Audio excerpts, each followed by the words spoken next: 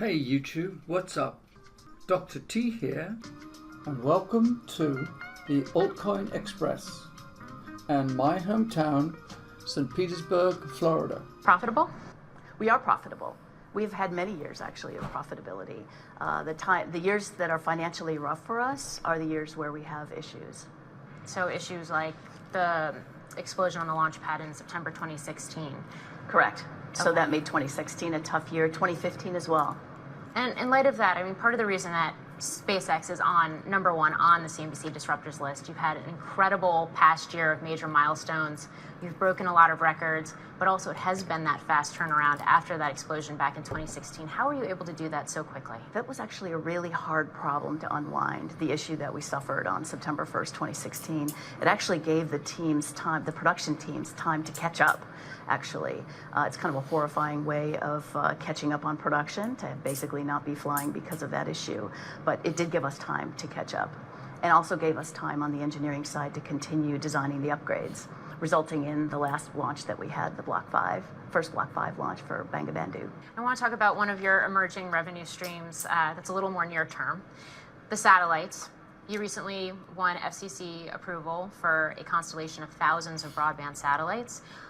How does that help fund some of these longer term plans? The market size for launches is dramatically less than telecommunications. So that's a nice way to go and make additional revenue. In addition, it's very complementary to the work that we're doing right now. Dragon is a very sophisticated satellite, and we have our own launch capabilities. So I think we'll be able to, assuming we get the physics right, as well as the business right, I think we'll be able to place a constellation that could be quite successful. Adam Jonas at Morgan Stanley argues that the broadband capability could be used for Tesla. It could be used for Tesla. Just like Tesla battery technology, I believe we've leveraged for Falcon 9 and Dragon as well. So yeah, the companies are not, we're not joined, but we do share technologies and capabilities wherever we can. In fact, I think the Boring Company could be the way that we house people on Mars. We'll have to dig tunnels for folks. Really? I think so. Makes sense. One of the other things that's been brought up by some analysts is the idea that maybe the technology is being shared on manufacturing floors as well, that there's cross-pollination. Is there? I think we've learned from Tesla on manufacturing. Yes, they produce far more units than we do. We will produce about 14 first stages this year and roughly 30 second stages. Tesla's producing thousands of cars a week. So there's a lot we could learn from Tesla for sure. So of course, given the fact that there does seem to be some cross-pollination, and all of these different companies are led by Elon Musk. What is it like to work for Elon Musk? You know, there's been a lot of that in the press recently. I love working for Elon. He's a great boss. He's funny. He's incredibly fair, almost to a fault. And he works really hard. He's an inspirational leader, inspirational boss, and I want to work hard to make sure I do whatever it is I can do to help him. How much time does he spend with you conquering space and mapping out some of these targets and these technologies? He spends roughly half time on SpaceX and roughly half time on Tesla, and that varies depending on what's happening in either company. You've done 9 rocket launches this year so far. You've got another one scheduled for this week. How should we think about that launch cadence going through the rest of the year and beyond? So for the rest of this year, we're flying at least a few times a month. I think overall we'll fly between 24 and 28 times this year. Next year will actually be a slight slowdown.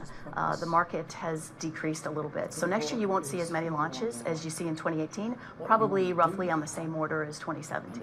Why is it slowing down next year?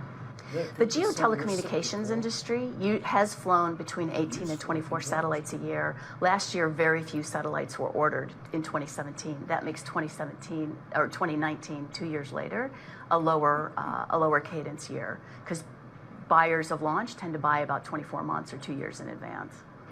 Now, longer term, both you and Elon have expressed this vision to see rocket launches that are as regular as airliner flights. When does that happen? So obviously the market has to grow a bit. We launched 18 times last year, served the market. As I said, this year we'll launch just under 30, serving the market.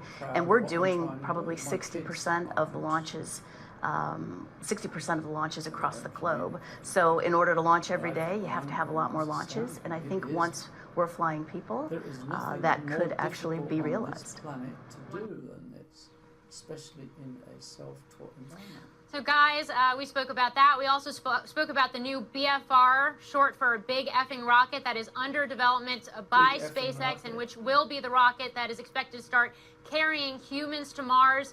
Shotwell saying that they're still on track for that process to begin happening in 2024. In the meantime, in this factory behind me, I did tour the production line. SpaceX says it has the capability to produce 1 rocket engine per day and 2 of its workhorse Falcon 9 rockets per month. Specifically, the newest, most powerful version of Falcon 9, known as Block 5.